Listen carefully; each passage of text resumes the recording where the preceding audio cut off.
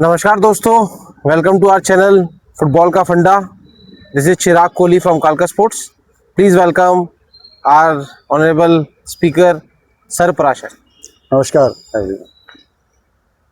Sir, FIFA world cup 2026 में हमारी 32 टीमों से 48 टीमें हो गई हाँ, और एशिया की टीम में 5 और 6 हुआ करती थी पहले, अब 9 टीम्स हो गई, बट इंडिया का नंबर अभी भी नहीं आ रहा। तो सर, इस पे आप क्या कहना चाहते हैं? इसको देखिए कि आपके क्वेश्चन बहुत छोटे होते हैं, पर वही इसको अब पता है, हम तो डाटा एनालाइज करते हैं फिर आपको देते हैं। किसी भी कंट्री का कोई स्पोर्ट्स कल्चर क्या होता है उसको ओलंपिक मेडल से हम तोलते हैं कि क्या है। तो जो अब हम क्या करेंगे कि एशिया के जो कंट्री क्वालिफाई हुए हैं फीफा वर्ल्ड कप के लिए, उनका ओलंपिक में स्टैंडिंग देख लेते हैं, फिर इंडिया से उसको कंपेयर कर लेंगे, फिर रीज़न देख लेंगे कि क्यों नहीं क्वालिफाई करा। ठीक है। तो इसमें देखिए जापान ने क्वालिफाई किया है, वो ओलंपिक में थर्ड है, मीन्स पेरिस ओलंपिक 2024 का। उसकी हम ऑस्ट्रेलिया 4th पोजीशन पे है, साउथ कोरिया 8th पोजीशन पे, उज्बेकिस्तान 13वें स्थान पर है, पहली बार क्वालिफाई, डेब्यू है उसका, उज्बेकिस्तान 13वें पोजीशन पे है। ईरान 21वें स्थान पर है। जॉर्डन, अब ये होगा जॉर्डन 74th पर है, हम 71 पर हैं। और फिर आ जाता है कतर, कतर 84 पोजीशन पे है, वो भी क्वालिफाई कर गया। जी सर। और इराक और सऊदी अरेबिया कोई मेडल नहीं है, लेकिन फीफा वर्ल्ड कप के लिए वो भी क्वालिफाई। और यही नहीं, स्मॉलेस्ट नेशन है जो मैं नाम ठीक से नहीं ले पाऊंगा, सॉरी फॉर दैट। पहले तो आइसलैंड था एक, 2018 में क्वालिफाई किया, जिसकी पॉपुलेशन 3.5 लाख थी, तब लोग हैरान थे। जी सर।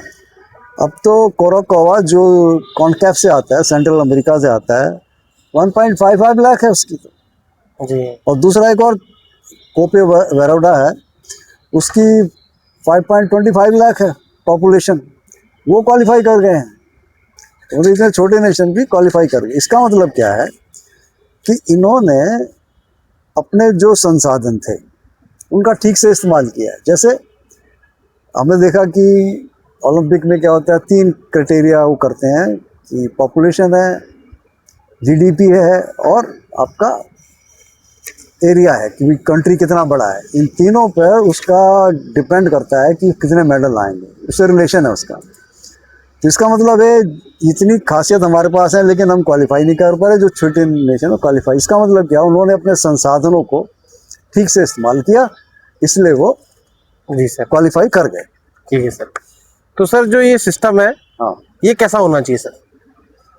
भाई, मैं क्या, इतना बड़ा सिस्टम है, इस पर मैं क्या बोल सकता हूँ, बताइए कुछ। Sir, but you are the best man we have कि आपने एनआईएस पटियाला में काम कर चुके हैं आप लोग, और आपने 500 से ज़्यादा कोचेस को ट्रेन किया है। आपके पास फीफा का अप्रिसिएशन लेटर है। ओके। हाँ। और आपके पास sir Limca book of record भी है, और एशियन गेम 1982 का भी अप्रिसिएशन लेटर है सर।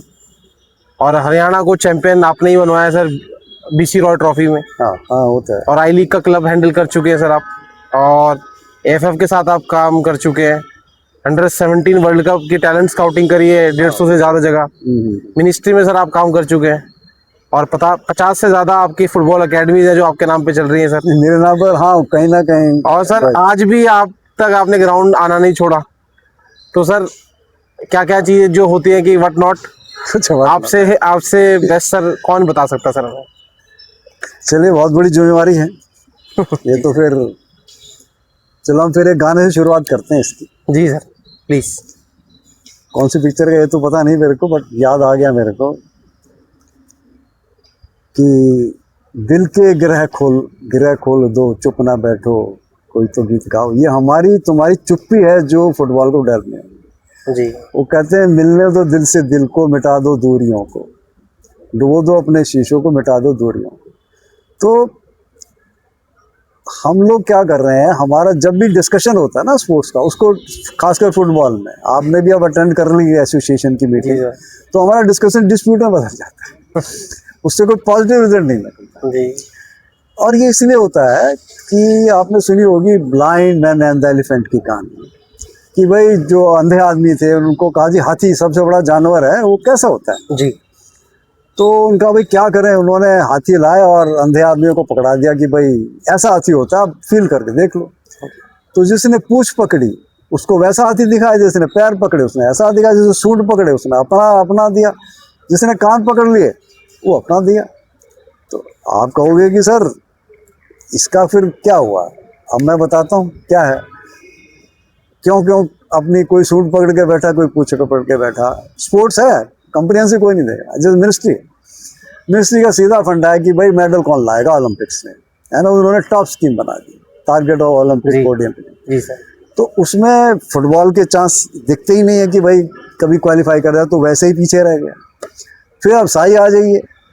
साई का मजा ये है कि ये वही स्कीम खोलता है जहाँ पर अपने कि जहाँ पर डिमांड आएगी, या जो कहे भी कोई अप्लाई करेगा तो आपने नेशनल मेडल कितने हैं। अरे भाई मेडल है तो अपने आप ही कर रहा है, वहाँ खोलो ना जहाँ मेडल नहीं है।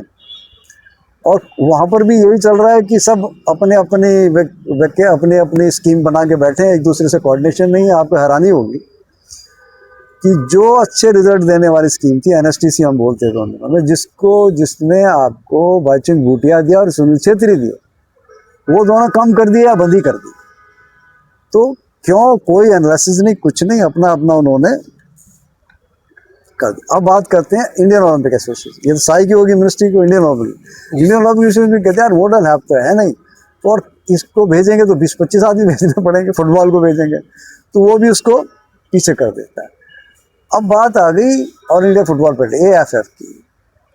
AFF का अगर रियलिटी आप पूछो, जैसे आपने बताया कि काफ़ी काम किया है AFF के साथ, फाइनेंस की कमी नहीं है, एक्सपर्ट्स की कमी नहीं है, फीफा भी भेजता है, AFC भी भेजता है, और यहाँ भी हमारे कोचेज वेल टू मतलब नॉलेज के हिसाब से किसी से कम नहीं है।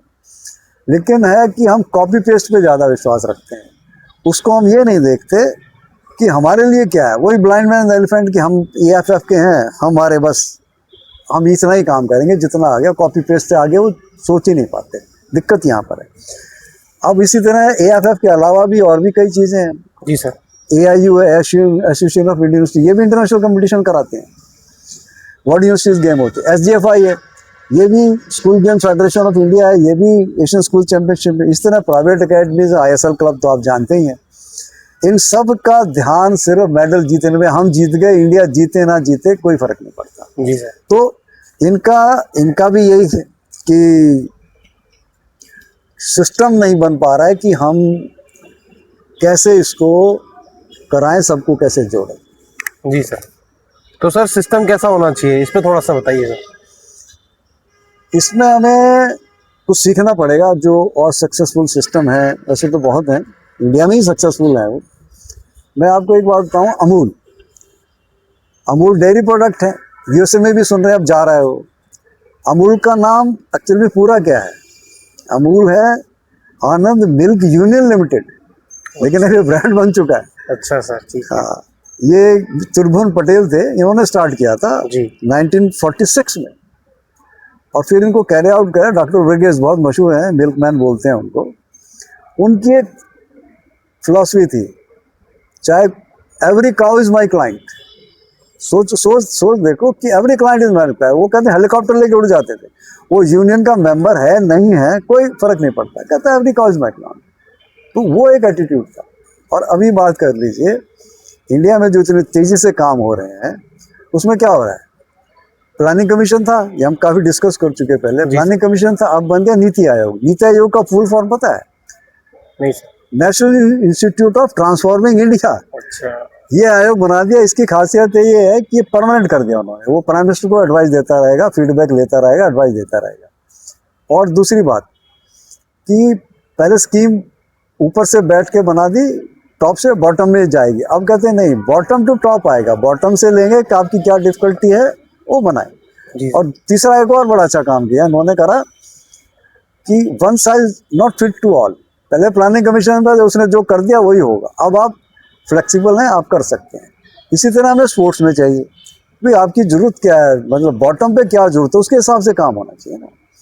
तो इसी तरह पे हम प्रपोज कर रहे हैं ग्रेट क्या हुआ कि ग्रेट का मतलब है grass root to excellence action time.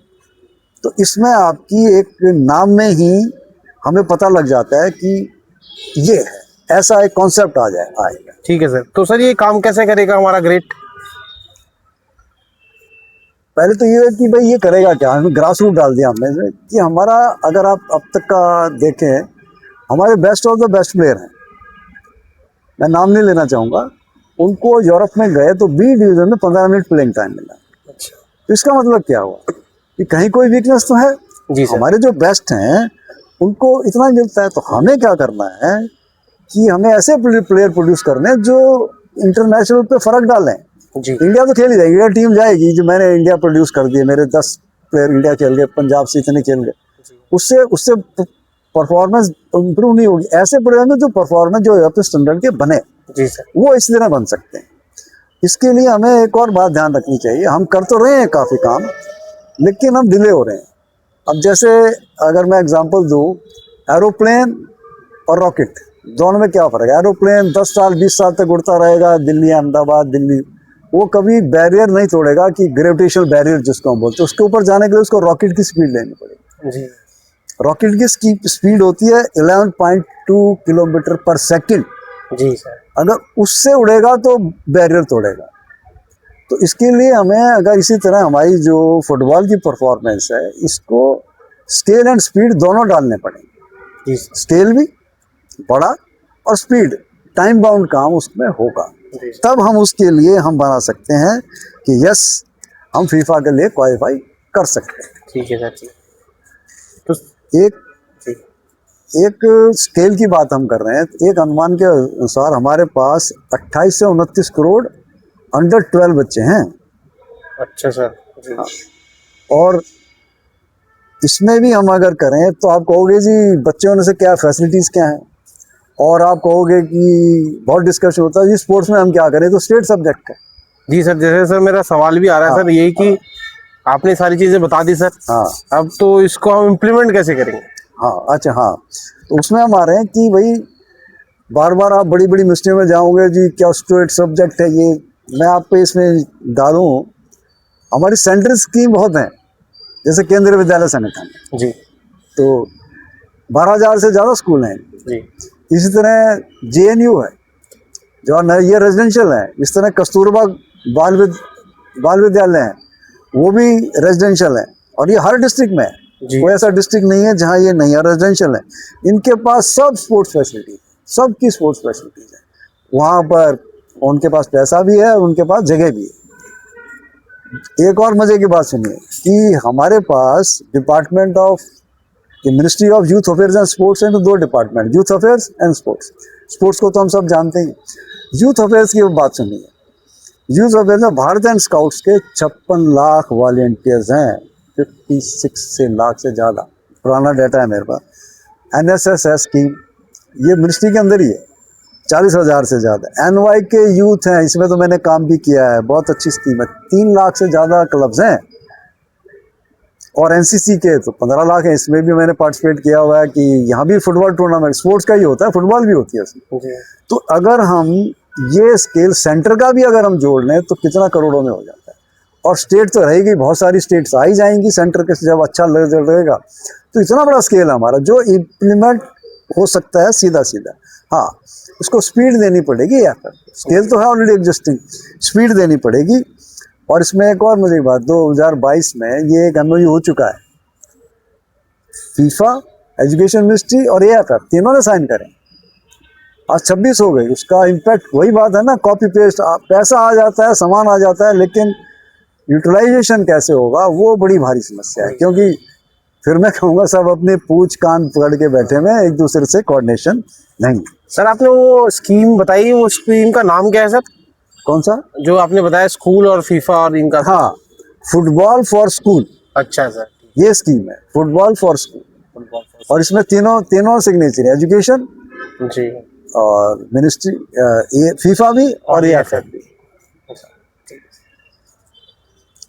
और इसमें जो है ना, इससे क्या होगा कि जब ये सारी जितनी ये सेंट्रल की स्कीमें डिस्ट्रिक्टों में भी है, रेड क्रॉस भी है, सब कुछ है, NCC भी है, सब के अंडर में। तो अगर ये हम एजुकेशन को साथ लेकर, सब हर डिस्ट्रिक्ट में है, तो अगर हम डिस्ट्रिक्ट सेक्रेटरी को, जो DF district football association secretary हर स्टेट में, अगर वहाँ पर ये हम कंबाइन करके बना दें तो उनकी तो बच्चे इतने आ जाएंगे कि उनके तो अगर और उसको टारगेट दे दें कि भाई आपको कम से कम 10 या 11 क्लब बनाइए अलग अलग एज ग्रुप में, 7, 9, 11 या जो भी है 8, जी। 10, 12 जी इनकी लीग कराइए और कम से कम 40 से 50 में 5 साइड 7 साइड, जी सर। और आप देखेंगे कि इतना माहौल क्रिएट होगा।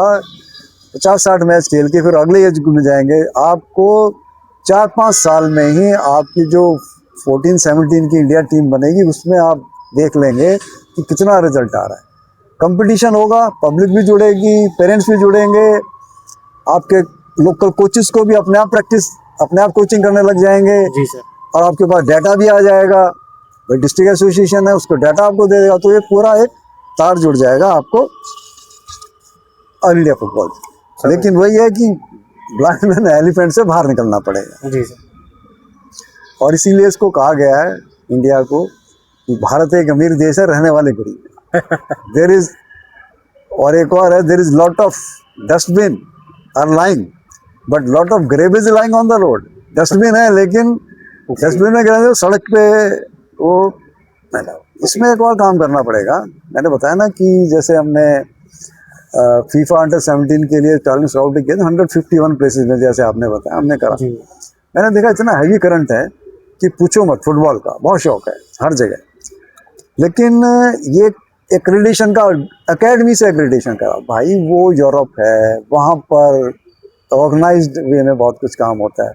हमारे यहाँ आप किसी भी डिस्ट्रिक्ट में किसी भी छोटे से लोकेलिटी में चले जाइए, आपको सीनियर प्लेयर कोचिंग करते हुए मिल जाएंगे, तो उसको आप उसके पास पहुंच जाइए ना। जैसे फीफा ने कहा है soccer is for society not society is for soccer.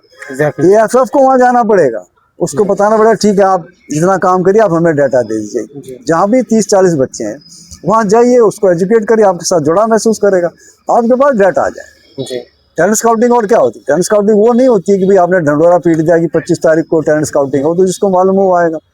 Talent scouting तो आपको जाना पड़ेगा, पूरे यूरोप में ऐसे ही होता है, वो हर जगह जा के टैलेंट देखते हैं। टैलेंट वालों को पता ही नहीं है कि ये टैलेंटेड बच्चा है, ना पेरेंट्स को पता है ना कोच को पता है, वो तो आपको जाना पड़ेगा। तो इसीलिए एएफएफ को सोच बदलनी पड़ेगी कि भाई भारत का हर बच्चा मेरा प्लेयर है। जी। जैसे बताया ना, every cow is my client, हर बच्चा चाहे वो रजिस्टर्ड है नहीं है, रजिस्टर्ड कर लो जाके, उसमें क्या हो। जैसे हमने बताया ना कि 151 प्लेसेस में हमने टर्न काउंट, कोई अनसक्सेस नहीं, सबने बर्ड सेक्टर में भाग लिया। लेकिन हाँ वही था कि भाई सबको कोऑर्डिनेशन करके हमने करा। ठीक है। तो इसको हमें इम्प्लीमेंट करना है, अगर जी सर। एक सिस्टम बनाना पड़ेगा इसको इम्प्लीमेंटेशन का। जी सर। इसमें एक सेंटर बॉडी बनानी पड़ेगी, कोऑर्डिनेशन बनानी पड़ेगी फॉर फुटबॉल डेवलपमेंट। उसमें मिनिस्ट्री तो होगी, मिनिस्ट्री होगी, साई भी होगी, और मिनिस्ट्री का यूथ अफेयर्स भी आएगा इसमें। ठीक है सर। ये यूथ अफेयर्स भी आएगा, और एजुकेशन भी आएगी, एनसीसी वाले भी आएंगे, और जितने वुमेन एंड चाइल्ड वेलफेयर की बहुत सारी स्कीम है, इन सब का एक कोऑर्डिनेशन हो जाए, जो हमने फीफा टैलेंट स्काउटिंग में किया था। सेंटर बॉडी होगी, ये सब अपने अपने इनके डिस्ट्रिक्टों में भी डिपार्टमेंट्स हैं जी। तो ये सारे अपने एक मेमो या ऑर्डर बनाएंगे कि भाई आपको डिस्ट्रिक्ट फुटबॉल एसोसिएशन में कोऑर्डिनेशन करके ये काम कराने हैं। जी सर। ठीक है। तो मैं कहता हूँ इतनी ज़्यादा सक्सेस स्टोरी होगी कि आप सोच नहीं सकते, क्योंकि ऊपर से जब नीचे जाता है ना वो सब फॉलो करते हैं। और डिस्ट्रिक्ट एएफएफ ये लेटर इशू करेगी इनसे सबके एमएलए, एएफएफ करेगी अपने स्टेट एसोसिएशन में, डिस्ट्रिक्ट एसोसिएशन करेगी, और इसमें पैसा, और मैं कहता हूँ अगर ये प्रपोजल एक्सेप्ट हो जाए तो ज़्यादा पैसे की जरूरत नहीं, ऑलरेडी पैसा है। मैंने बताया ना सारे अपने अपने टूर्नामेंट करा ही रहे हैं, उसको एक टेक्निकल रिक्वायरमेंट की वजह से उसको कर दें। अब जैसे 2 दिन में ख़त्म कर देते, 3 दिन में ख़त्म कर देते, एएफएफ आएगा कहेगा कि भाई इसको हफ्ते में 2 मैच कराओ, 3 मैच कराओ, तो जो एक फॉर्मेट है जिससे टैलेंट स्काउटिंग भी होगा, और वो हम सब जानते हैं, एएफएफ भी जानता है, लेकिन उसका यूटिलाइजेशन करना एक अपने आप में भारी समस्या है। जी सर। तो इसी तरह मैं तो ये कहूँगा कि लास्ट में यही मेरी रिक्वेस्ट है, एक कंप्रीहेंसिव अप्रोच लेके चलिए। ठीक है सर। और इसमें सिर्फ ये बात है, अगर आप सोच बदल लेंगे तो दुनिया बदल सकते हैं। बहुत अच्छी बात है सर, बहुत बहुत धन्यवाद सर। तो सर हमें जहाँ तक मैं समझ पा रहा हूँ सर कि जो मुझे ये पूरी वीडियो से सर हाँ। आपके बातों से समझ में आया कि सर हमारे पास सर बहुत सारे डिपार्टमेंट है जो हमारे फुटबॉल पे काम कर रहे हैं। हाँ, हमारी एएफएफ को बस उनको जोड़ना है और एक टेबल पे लेके आना यस, है ना सर। और ये जो फीफा हमें गाइडलाइंस देती है सर उसको कॉपी पेस्ट ना करें, हमारी कंट्री के हिसाब से जो कंडीशन है, सिचुएशन है, वही जो है ना कि बॉटम से टॉप जाए। जी बॉटम में टॉप जाए। तो सर जैसे आपने बताया सर कि हम इंडिया क्वालिफाई के हम सर चैंपियन भी हो सकते हैं। बिल्कुल। जी सर। और सर इतने बड़ा स्केल बताया आपने हाँ, सर, मैं खुद ही सोच रहा था, मैं हिसाब भी लगा रहा था यहाँ पे बैठा बैठा कि 12 करोड़ आपने बताया कि छोटे, तो सर इतनी तो वही है कि सर कहने वाली बात है कि कंट्री की इतनी पॉपुलेशन नहीं है जितनी हमारे फुटबॉल प्लेयर खेल रहे हैं, ओके। और फिर हम कभी कहीं ना कहीं हम लोग पीछे छूट रहे हैं। बहुत बहुत धन्यवाद सर इस चीज़ का। सर एक क्वेश्चन और है, हाँ, ये हम लोग नेक्स्ट उसमें भी कर सकते हैं आपका, अगर आपके पास टाइम हो तो प्लीज़ सर। जो आपकी ये चीज़ें हमारी आप वीडियो में हमें बताते हो या आज हमने जैसे बताई, तो सर क्या टॉप लेवल पे किसी बंदे के अंदर ये चीज़ आई नहीं होगी जो आप हमें बता पा रहे हैं? नहीं, सबको आई है, लेकिन सबकी वही ना कंफर्ट जोन से बाहर नहीं आते जी। और जैसे आपने बताया सर सेल्फ इंटरेस्ट भी है, वो बस उनको वो पूछ पकड़े बैठा हुआ है कि भाई इतना ही करो यार, कंफर्ट जोन से बाहर नहीं आते। जैसे आजकल ना बड़ा चला हुआ है अभी सबका आता है जी, ओलंपियन होने चाहिए, स्पोर्ट्समैन हेड बनना चाहिए, सब मतलब हम इतना और सिंप्लीफाई करके दे भाई, वो कैसे बन जाएगा? उसको इलेक्शन लड़ना पड़ेगा कि नहीं पढ़ना पड़ेगा? जी ये हम ना, ये क्या हो रहा है, वही पूछ पकड़ के बैठे हैं। जी स्पोर्ट्समैन को आगे करा, उसके पीछे छुप जाते हैं सारे जितने ब्यूरोक्रेट्स हैं कि जी ये कह रहा है, ओलंपियन कह रहा है। बहुत कम, अगर मैं आपको करूं, बहुत कम ऐसे जॉइंट सेक्रेटरी स्पोर्ट्स आए हैं जो कुछ करना चाह रहे थे, और उन्हीं के कारण कुछ हुआ है जिंदा। जी सवाल वही है कि अपने कंफर्ट जोन से और इंडिया के बारे में सोचें जी कि भाई बताया ना, फिलॉसफी क्या है, every cow is my client.